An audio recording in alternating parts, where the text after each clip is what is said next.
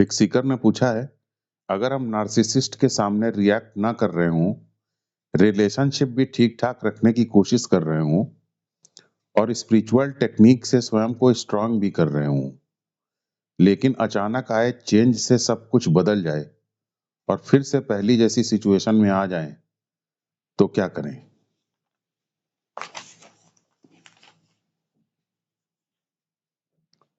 देखिए, पहली जैसी सिचुएशन में आ जाएँ, तो क्या करें?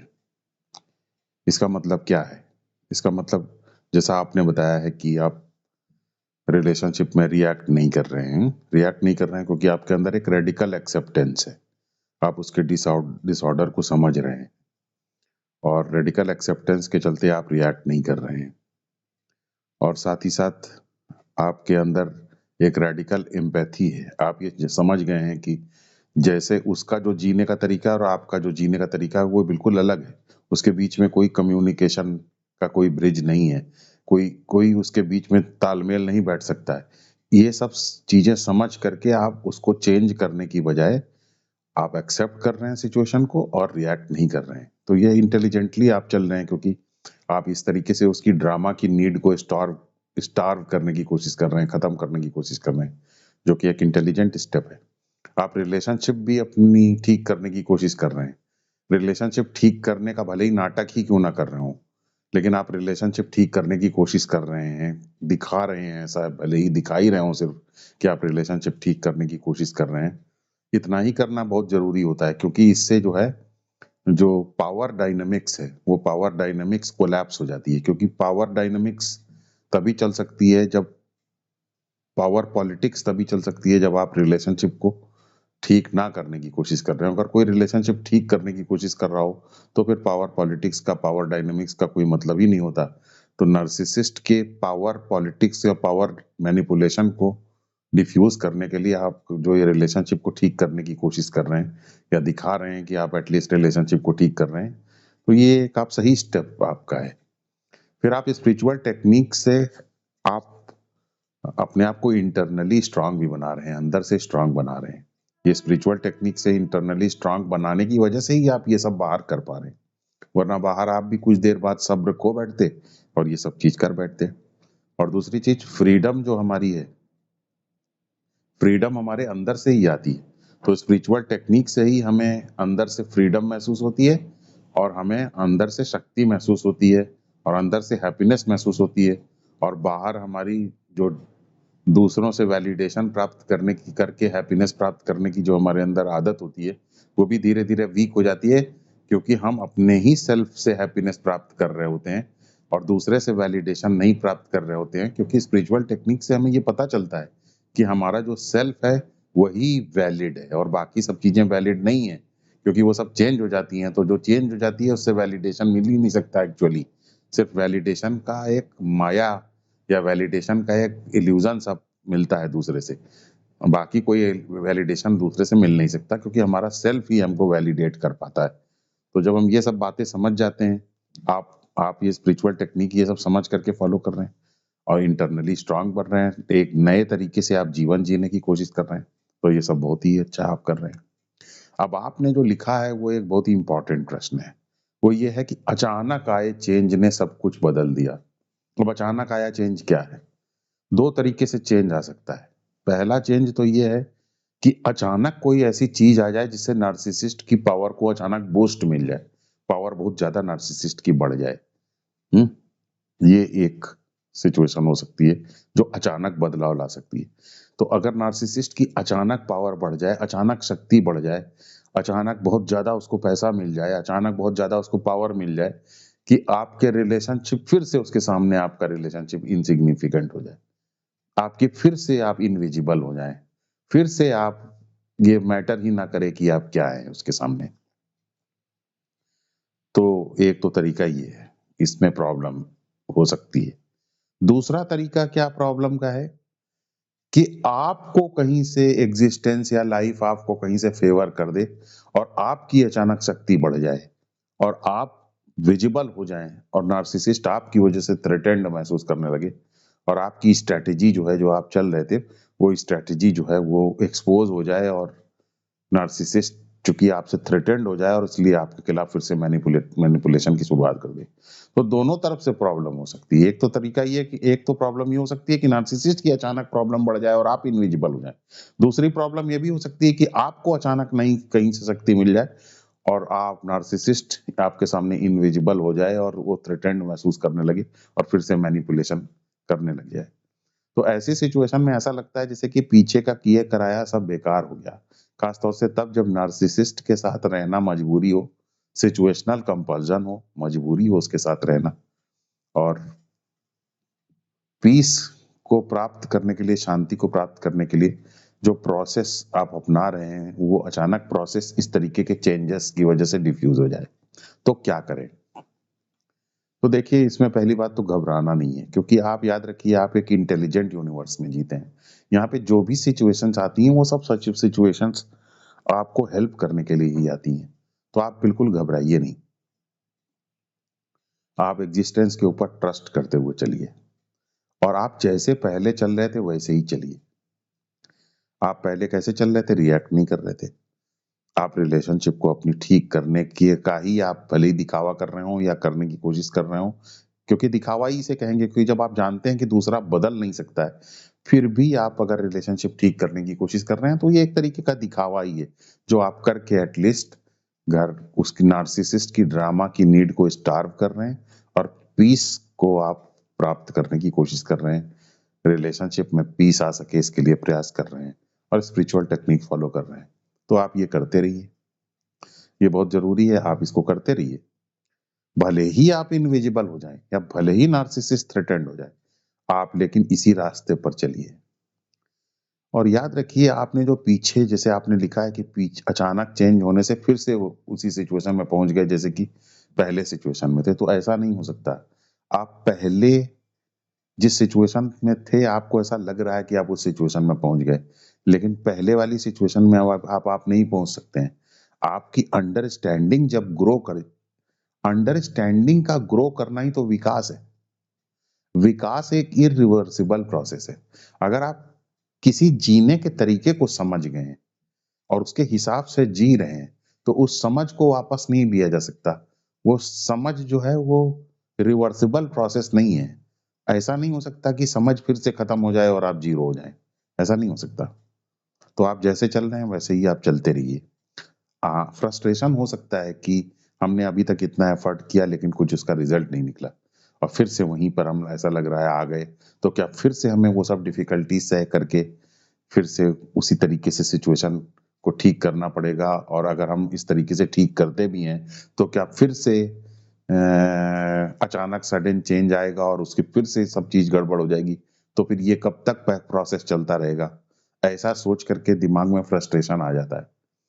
लेकिन ये फ्रस्ट्रेशन जो है ये नेगेटिव इमोशंस की वजह से है। फ्रस्ट्रेशन के नेगेटिव इमोशंस के हिसाब से है। एक्चुअल लाइफ ऐसे नहीं चलती है। तो आप जैसे चल रहे हैं वैसे ही चलते रहिए। अब थोड़ा सा इसको इस तरीके से भी समझते हैं। जैसे मान लीजिए नार्सिसिस्ट की शक्ति बहुत बढ़ गई या उसको कहीं कुछ इस तरीके से बूस्ट मिल गया जिससे कि आप इनविजिबल हो गए और आपके एफर्ट्स पे ऐसा लग रहा है कि पानी फिर गया। तो अभी आप जरा अपनी स्टैंडिंग को और अपनी सिचुएशन को देखिए। आप रिलेशनशिप में कैसे जी रहे हैं? आप रिलेशनशिप में रिएक्ट नहीं कर रहे हैं। आप रिलेशनशिप में जो भी काम करना है, अपनी ड्यूटीज हैं, वो ड्यूटीज आप पूरी कर रहे हैं। आप ड्यूटीज का कोई दिखावा भी नहीं कर रहे हैं। आप अपने आप को आगे पुश करने के लिए नहीं, बल्कि जो जरूरी है उसके हिसाब से आप काम कर रहे हैं। तो आप एक रिस्पॉन्सिबल व्यक्ति की तरीके से आप जी रहे हैं। याद रखिए, जब आप एक रिस्पॉन्सिबल व्यक्ति की तरीके से जीते हैं तो आप ये बात नहीं समझते हैं, लेकिन एक्चुअली आपकी भले ही भावनात्मक रूप से आपकी कोई कदर ना करे या इमोशनली आपको नेग्लेक्ट कर दे, लेकिन आपको स्ट्रक्चरली वो नेग्लेक्ट नहीं कर सकता।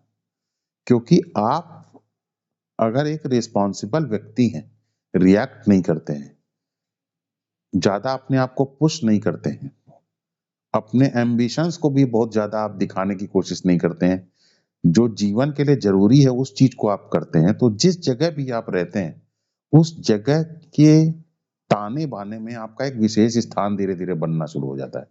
वैसे ही आपका ध्यान स्थान बनना शुरू हो जाता है। आप एक इंडिस्पेंसेबल व्यक्ति हो जाते हैं। भले ही आपकी इंडिस्पेंसिबिलिटी को कोई रिकॉग्नाइज ना करे, भले आप एक ऐसे व्यक्ति बन जाते हैं जिसे रिप्लेस नहीं किया जा सकता। आपका कोई रिप्लेसमेंट नहीं है, क्योंकि आप एक जिम्मेदार व्यक्ति की तरीके से जीने लग जाते हैं। तो जो भी रिलेशनशिप में जिम्मेदार व्यक्ति की तरीके से रहेगा, वो स्ट्रक्चरली स्ट्रांग होता जाता है। भले ही भावनात्मक रूप से उसको सडन चेंज के द्वारा आदमी नेग्लेक्ट करने लग जाए या कर दे, लेकिन चूंकि वो स्ट्रक्चरली इंपॉर्टेंट हो जाता है, रिलेशनशिप का जो स्ट्रक्चर है, जो रिलेशनशिप का जो संरचना है, उस संरचना में उसका एक मजबूत स्थान हो जाता है। परिवार में या ऑफिस में या कार्यालय में, जहां पे भी वो काम कर रहा है, उसकी उसमें जो वर्क स्ट्रक्चर है, उस वर्क स्ट्रक्चर का एक इंपॉर्टेंट हिस्सा बन जाता है, एक महत्वपूर्ण हिस्सा बन जाता है, जहां से उसे हटाया नहीं जा सकता। जैसे कि शरीर के अंदर कंकाल जो है, वो क्या शरीर का स्ट्रक्चर है, शरीर की संरचना को एक सपोर्ट देता है, उसको आप नहीं हटा सकते हो। वैसे ही आप जो है एक स्केलेटन बन जाते हो रिलेशनशिप का, उस आपको हटाया नहीं जा सकता, क्योंकि आप एक जरूरी काम करने के लिए अपने आप को आप करते रहते हो ना, तो आपको हटाया नहीं जा सकता, वरना पूरा स्ट्रक्चर कोलैप्स हो जाएगा। तो आप ये मत देखिए कि भावनात्मक रूप से आपको कौन ट्रीट कर रहा है, आप अपनी स्ट्रक्चरल पोजीशनिंग को स्ट्रांग करते रहिए बस। स्ट्रक्चरल पोजीशनिंग को कैसे स्ट्रांग होगी आपकी स्ट्रक्चरल पोजीशनिंग? जब आप रिएक्ट नहीं करेंगे, ड्रामा की नीड क्रिएट नहीं करेंगे, जो जिम्मेदारी वाला काम है उसे अपना करते रहेंगे, अपने आप को बेवजह आगे पुश करके आगे दिखाने की कोशिश नहीं करेंगे, नार्सिसिस्ट को पब्लिकली ह्यूमिलिएट नहीं करेंगे, उसको नीचे दिखाने की कोशिश नहीं करेंगे, और जो जरूरी है वो आप जितना कर सकते हैं उतना आप करते रहेंगे, और अंदर से स्पिरिचुअल टेक्निक फॉलो करते हुए अपने आप को अंदर से स्ट्रांग बनाते रहेंगे। ये सब तरीका है स्ट्रक्चरली अपने आप को स्ट्रांग बनाने का। और जैसे जैसे आप स्ट्रक्चरली स्ट्रांग होते जाते हैं, वैसे वैसे देर सवेर आपको रिकॉग्नाइज करना ही पड़ता है। आपको भावनात्मक रूप से कुछ दिन के लिए आदमी भले ही इस तरह उल्टा सीधा कह दे, लेकिन फिर से आप अपनी पोजीशन को रिगेन कर पाते हैं, और आप धीरे धीरे अपनी आपकी पोजीशन और स्ट्रांग होती जाती है। ये तो है पहला सिचुएशन। दूसरी सिचुएशन ये है कि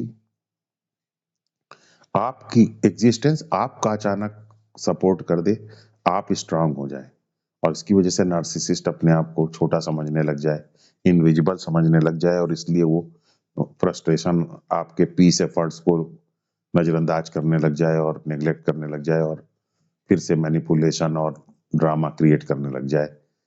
तो फिर तब क्या करें? तो आपकी अगर पोजीशन स्ट्रांग हो रही है, तो पोजीशन को स्ट्रांग होने से रोकिए नहीं कभी, होने दीजिए पोजीशन को स्ट्रांग। आफ्टर ऑल चाहते तो आप भी यही है कि पोजीशन स्ट्रांग हो, होने दीजिए पोजीशन को स्ट्रांग। पोजीशन के स्ट्रांग होने से तो आपका फायदा है, लेकिन आप अपनी स्ट्रांग पोजीशन को प्रेजेंट कैसे करते हैं, इस बात को देखिए।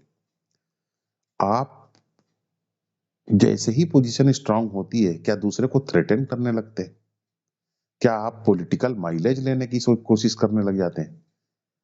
अगर आप ये सब कर रहे हैं, नीचा दिखाने लग जाते हैं, अगर ये सब कर रहे हैं, तो फिर सडन पावर गेन करने से आपका लाइफ अगर सडन फेवर कर रही है, तो उसकी वजह से मैनिपुलेशन और ये सब चीजें रिलेशनशिप के अंदर बहुत ज्यादा बढ़ जाएंगी। लेकिन अगर आप ऐसा नहीं कर रहे हैं, स्ट्रेंथ होने के बावजूद भी पोलाइट बने हुए हैं, स्ट्रेंथ होने के बावजूद भी आप दूसरे लोगों को क्रेडिट दे रहे हैं, दूसरे लोगों के साथ चलने की कोशिश कर रहे हैं, परिवार का ध्यान रख रहे हैं, ऑफिस स्पेस में आप दूसरे का ध्यान रख रहे हैं, और अंदर से तो पावरफुल होने को आप स्ट्रेटेजिकली मैनेज कर रहे हैं, लेकिन बाहर से आपके व्यवहार में कोई ज्यादा परिवर्तन नहीं आ रहा है, आपका व्यवहार ठीक बना हुआ है, आपके व्यवहार में कोई अचानक बदलाव नहीं आया है। तो आप फिर स्ट्रक्चरली आप आपका जो सडन गेन है पावर का, ये आपकी स्ट्रक्चरल इंपॉर्टेंस को और ज्यादा स्ट्रांग बना देता है। स्ट्रक्चरली आप रिलेशनशिप में ज्यादा इंपॉर्टेंट हो जाते हैं, स्ट्रक्चरली आप हायरार्की में ज्यादा इंपॉर्टेंट हो जाते हैं, भले ही भावनात्मक रूप से कुछ दिन के लिए आपको कोई नजरअंदाज करने की कोशिश करे। तो याद रखिए, स्ट्रक्चरल रूप से इंपॉर्टेंट होना ज्यादा महत्वपूर्ण है, बजाय इमोशनल रूप से ज्यादा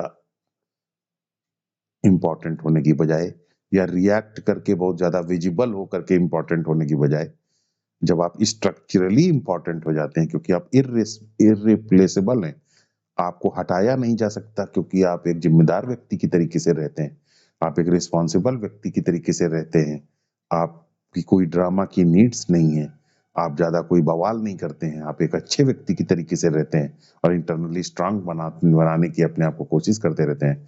तो ये आपकी स्ट्रक्चरल ग्रोथ में इम्पोर्टेंस, आपको स्ट्रक्चरल ग्रोथ में कंट्रीब्यूट करता है, और ऐसे में आप धीरे धीरे तरक्की करते भी जाते हैं, और बाद में आपको खुद भी समझ में आने लग जाता है कि कैसे हम इस तरक्की को मैनेज कर पाए, क्योंकि आप स्ट्रक्चरली इररिप्लेसेबल हैं।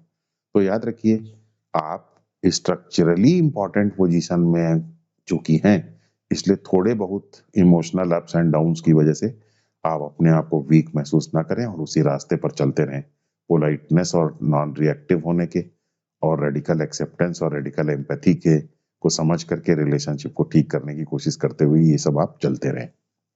तो इस तरीके से आप मैनेज करिए। अब रही बात कुछ चीजों की जो हमें थोड़ा सा समझना है और जो मैं आज बताना चाहता हूँ, जल्दी से मैं आपको बता देता हूँ। वह दो तीन चीजें हम समझ लेते हैं, जरा स्पिरिचुअल टेक्निक्स के लेवल पे भी हमें कुछ बातें समझनी होंगी।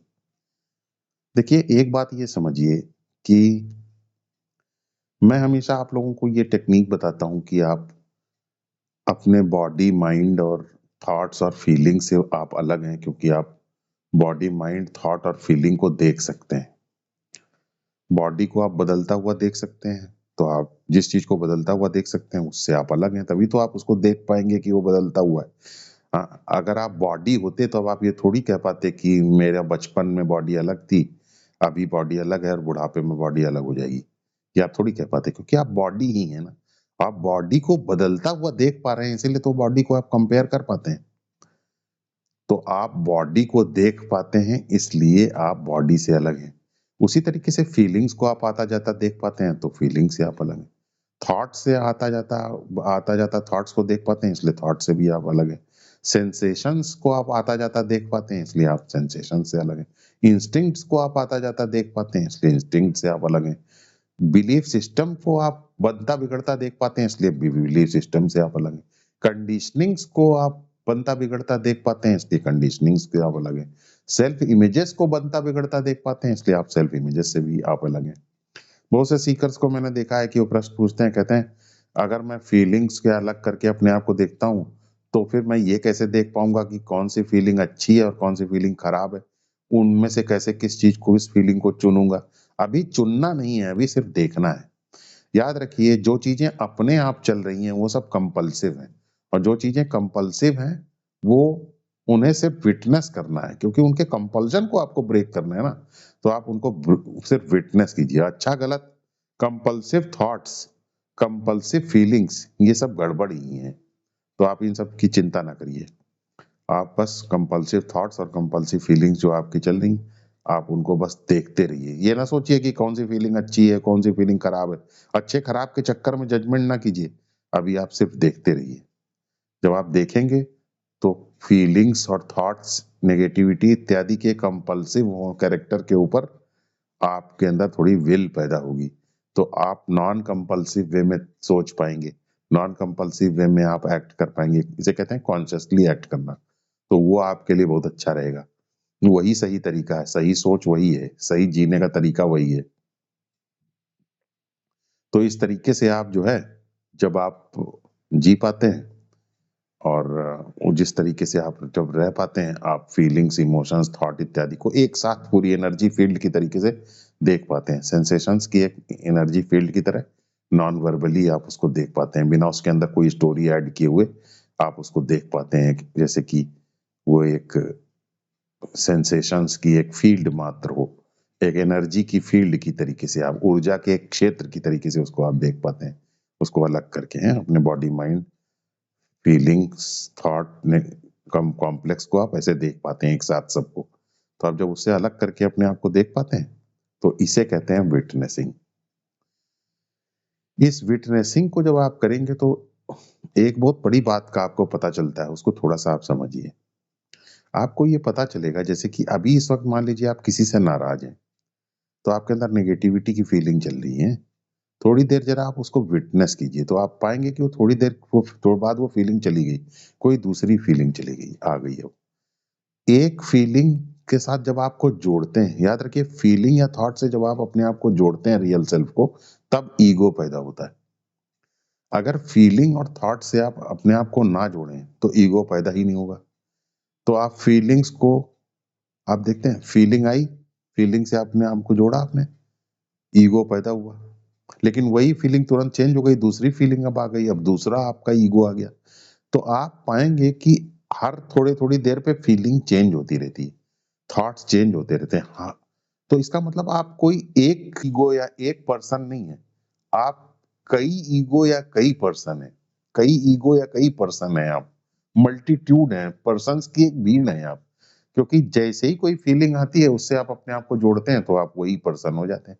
फिर कोई फीलिंग आती है, उससे जोड़ देते हैं, तो आप एक दूसरा पर्सन हो जाते हैं। तो चूंकि आपका पर्सनहुड ही चेंज होता रहता है, आपका आई ही चेंज होता रहता है, आप एक कांस्टेंट आई है ही नहीं, तो फिर आप लड़ किसके लिए रहे? आप तो लड़ किसी के लिए है ही नहीं, लड़ तो किसी के लिए रहे ही नहीं है, क्योंकि आप जिस आई के लिए अभी लड़ रहे हैं, थोड़ी देर में तो वो बदल जाएगा, दूसरी फीलिंग आ जाएगी तो दूसरा आई आ जाएगा, फिर दूसरी फीलिंग आ चेंज हो जाएगी, फिर दूसरा आई आ जाएगा, तीसरा आई आ जाएगा। जो फीलिंग आती है उसी से आप जोड़ते हैं, तो आई पैदा होता है। वो फीलिंग, जब कोई फीलिंग आई, आपने अपने रियल सेल्फ से उसे जोड़ा, तो आई पैदा हुआ, यानी ईगो पैदा हुआ।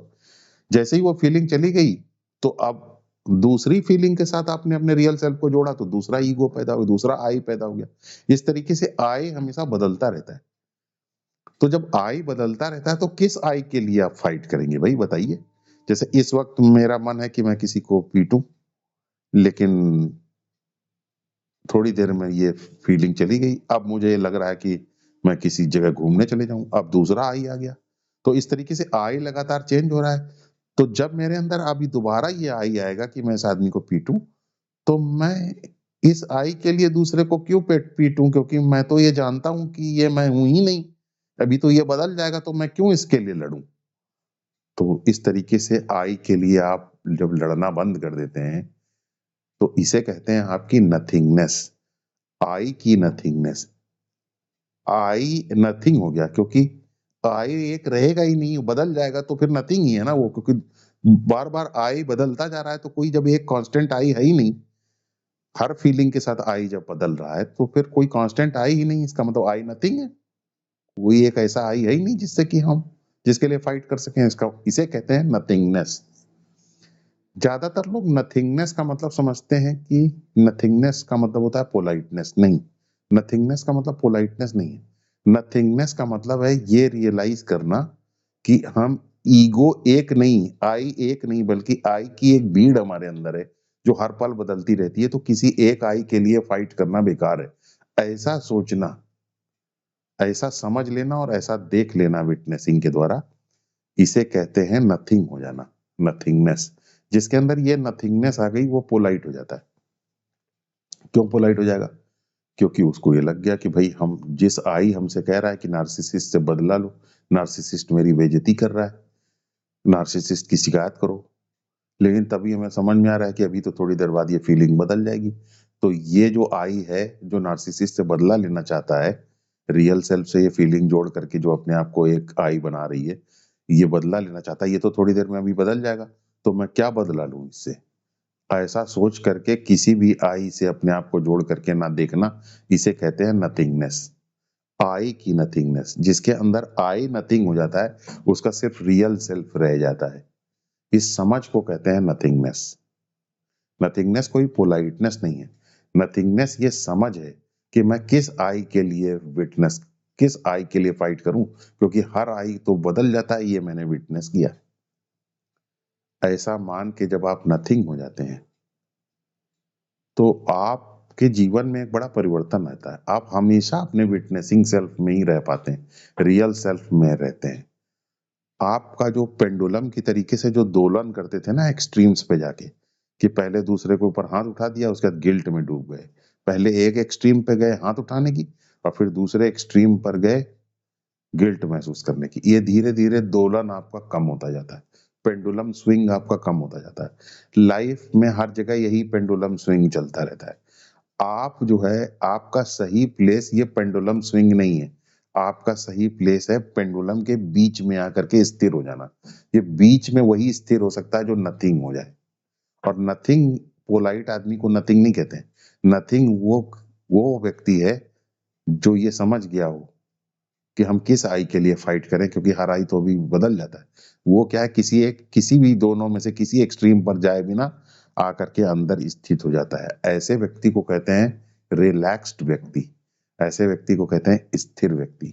तो इस तरीके से आप जो है दोलन ना करके बीच में आ जाइए, पेंडुलम की तरीके से ऑसिलेट ना करके बीच में आ जाइए। बीच में जो चीज लाती है वो अपनी नथिंगनेस को, अपने आई की नथिंगनेस को, ईगो की नथिंगनेस को रियलाइज करके आती है। तब आप एक्सट्रीम पर ना जाकर के बीच में ही रहते हैं और आप विटनेस करते रहते हैं, रियल सेल्फ में अपने स्थित हो जाते हैं। इसे कहते हैं वास्तविक फ्रीडम, इसे कहते हैं वास्तविक रिलैक्सेशन। तो ये तो एक बात है जो मैं आपको बताना चाहता हूँ। दूसरी चीज ये है कि आपके साथ याद रखिए जो कुछ भी हो रहा है, जो कुछ भी बदलाव हो रहा है, ये सब आपके ही अपने कर्म का फल है। ये कर्मा की जो डॉक्ट्रिन है ये बहुत इंपॉर्टेंट है। कर्म जानते हैं, कर्म दो तरीके से होता है। कर्म का जो फल है वो दो तरीके से आता है, दृष्ट फल और अदृष्ट फल। जैसे मैंने किसी को मान लीजिए गाली दिया, मैंने किसी को मारा दो झापड़, उसने मुझे गाली दिया, तो मैं जानता हूं कि मेरे झापड़ मारने की वजह से ही वो गाली दे रहा है। तो ये है दृष्ट फल, क्योंकि मैं कॉज और इफेक्ट को आपस में जोड़ के देख पा रहा हूँ, रिलेट कर पा रहा हूँ। कॉज क्या है, मेरा मारना, इफेक्ट क्या है, उसका गाली देना। तो मैं दोनों को जोड़ के देख पा रहा हूँ। तो ये है दृष्ट फल, जिनमें हम जोड़ के देख पाते हैं वो कहलाता है दृष्ट फल। लेकिन सिर्फ दृष्ट फल नहीं होता है कर्म में, अदृष्ट फल भी होता है। जैसे मैंने इसको झापड़ दो मारा और मैं इसको नुकसान पहुंचाना चाहता था, इसलिए मैंने इसको दो झापड़ मारा, भारी नुकसान पहुंचाना चाहता था इसलिए मैंने इसको दो झापड़ मारा। मारना और भी 50 झापड़ चाहता था लेकिन मार सिर्फ दो झापड़ पाया। ये है मेरा इंटेंशन, मेरे अंदर की जो मेरा वॉल्यूशन है, मेरे अंदर की फीलिंग है। जो इसकी, ये फीलिंग से मेरे अंदर जो एजिटेशन होता है, जो मेरे अंदर जो एक भूचाल सा खड़ा होता है अंदर में, वॉल्यूशन का, एजिटेशन का, इसकी वजह से एक और कर्म होता है, उसे कहते हैं अदृष्ट फल। वो वो अंदर से मेरे मेरे इंटेंशन के आधार पर वो होता है। धर्म के अगेंस्ट रगड़ मारने की वजह से जो कर्म होता है वो अंदर अदृष्ट फल की तरीके से सेव हो जाता है। दृष्ट फल और अदृष्ट फल में अंतर यही है, दृष्ट फल जो है उसे हम सामने वाले को महसूस कर पाते हैं जुड़ के कि इसकी वजह से ये हुआ, तो उसे इफेक्ट को की तरीके से रिकॉग्नाइज कर पाते हैं, रिलेट कर पाते हैं, वो कहलाता है दृष्ट फल। अदृष्ट फल अंदर पड़ा रहता है हमारे। अदृष्ट फल कई जन्म बाद भी हो सकता है कि आए। तो कई जन्म बाद जब अदृष्ट फल आता है तो उसका जब हमें फल मिलता है तो वो फल कुछ इस तरीके का होता है कि हमारे सामने वैसा ही अनुभव आता है जैसा हमने दूसरे को अनुभव दिया। तो अदृष्ट फल अनुभव को लौटाने का फल है, एक्सपीरियंस के रूप में वापस आता है। जैसा एक्सपीरियंस हमने दिया दूसरे को वैसा ही एक्सपीरियंस हमको महसूस हो सके, इसलिए अदृष्ट फल आता है। तो दृष्ट फल जो है वो हमारे व्यवहार को नियंत्रित करता है और अदृष्ट फल हमारी आइडेंटिटी को या हमारी पहचान को चोट करता है, हमारे ईगो को चोट करता है। तो हमारा जो अदृष्ट फल और अदृष्ट फल का जो ये कॉम्प्लेक्स है, जिस कॉम्प्लेक्स को हम लाइफ में फेस करते हैं, यही हमारे टोटल एक्सपीरियंस की फील्ड को बनाता है। और ये हमारी आइडेंटिटी के ऊपर भी चोट करता है, हमारे व्यवहार को भी बदलने की कोशिश करता है। कोशिश इसकी यही रहती है कि किसी तरीके से हमारी अवेकनिंग हो जाए। तो जब हम इस अवेकनिंग के साथ जीने की कोशिश करते हैं, ये सब देख पाते हैं कि ये सब मेरा ही कर्म है और लाइफ एक्चुअली मेरे ही अंदर अवेकनिंग पैदा करने की कोशिश कर रही है, लाइफ मेरी ही आइडेंटिटी को चोट करने की कोशिश कर रही है, ताकि हम अपनी नथिंगनेस को रियलाइज कर सकें। इस अवेयरनेस को लाइफ हमारे अंदर पैदा करने की कोशिश कर रही है, आइडेंटिटी को हिट करके, एक्सपीरियंस की उस फील्ड को जिसको मैं नहीं, मेरी एक्शंस की वजह से जो आज मेरे सामने आई है, जब हम इस तरीके से ले पाते हैं तो हम अपने एक्सपीरियंस की फील्ड को एक्सेप्ट कर पाते हैं, उसको स्वीकार कर पाते हैं और अपनी नथिंगनेस को क्रिएट करने में उसकी हेल्प लेते हैं, उसको एक टीचर की तरीके से देखते हैं और इस तरीके से हम रियल सेल्फ में अपने स्टैब्लिश होते चले जाते हैं और रिलैक्सेशन के साथ जीते हैं और जीवन के साथ धीरे धीरे हमारी कंप्लेंट भी फिर खत्म होती जाती है। और जब हम इस तरीके से जीते जाते हैं तो लाइफ हमारे साथ भी कोऑपरेटिव होती चली जाती है और लाइफ हमारे सामने से डिफिकल्ट सिचुएशंस भी हटा देती है, क्योंकि लाइफ अपना ऑब्जेक्टिव जो अवेकनिंग का पूरा करना चाहती थी, उस ऑब्जेक्टिव को उसने पूरा कर लिया।